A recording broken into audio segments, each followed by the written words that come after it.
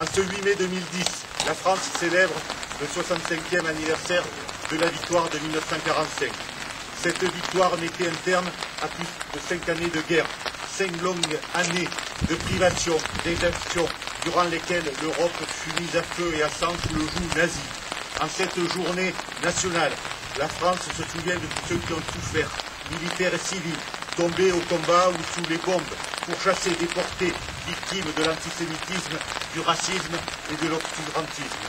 En ce début de cycle commémoratif du 70e anniversaire de la Seconde Guerre mondiale, la France n'oublie pas non plus ses combattants qui, au printemps 1940, tentèrent sur les sols de Norvège, de Belgique, de France, d'enrayer autant que fut possible l'avancée des armées allemandes en dépit des conceptions stratégiques dépassées et des errements du commandement. Injustement moqués, calomniés, les soldats de 40 n'ont pourtant pas démérité les noms de Narvik, Gembloux, La Ferté, Dunkerque, Chasselet ou Saumur évoquent encore dans la mémoire collective la force de leur engagement. La honte devrait retomber sur ceux qui sollicitèrent et signèrent une lâche armistice avant de sombrer peu après dans l'abjecte collaboration avec l'ennemi nazi. Mais la flamme de la résistance française ne s'éteignit pas. L'appel historique à la résistance lancé par le général de Gaulle depuis Londres le 18 juin 1940 en est l'acte fondateur.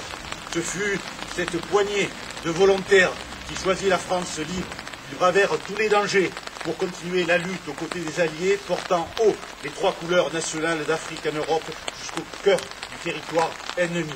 Dans quelques semaines, le chef de l'État leur rendra hommage en commémorant à Londres et au Mont Valérien en présence des derniers témoins de cette épopée, le 70e anniversaire de cet appel historique.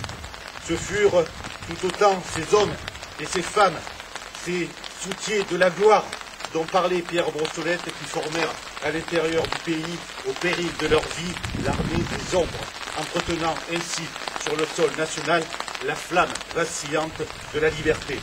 Pour ces résistants qui revinrent des camps de déportation, où leur engagement les avait menés, cette liberté sonnait aussi il y a 65 ans.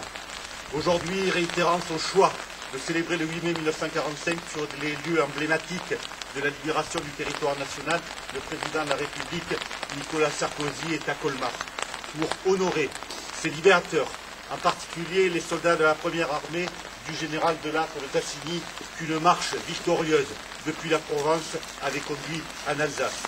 Cette terre d'Alsace, si chère au cœur de tous les Français, fut une victime particulière du nazisme.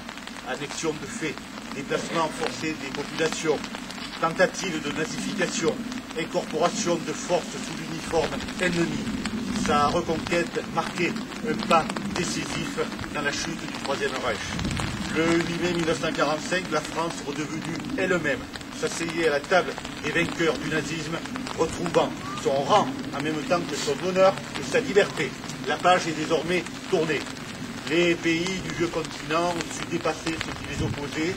Ces nations qui se sont tant déchirées construisent ensemble l'Europe de la paix, des droits de l'homme et de la solidarité économique sur laquelle nous fondons tous l'espoir d'un avenir meilleur et fraternel pour les générations futures. Hubert Falcon.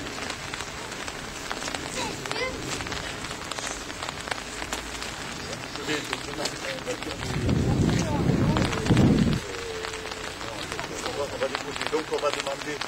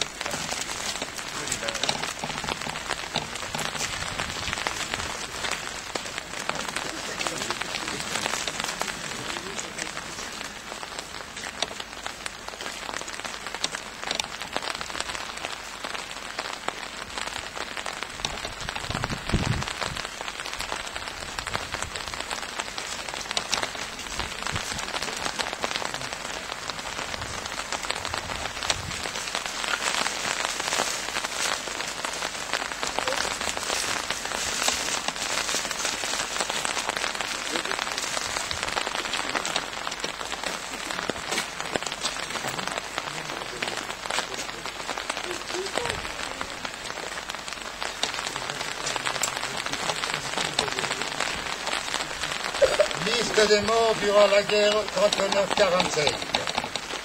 Léon Gouni, Léon Marquez, Gabriel Orliac, Augustin Hosty, Jean Quintet, Augustin Vidal.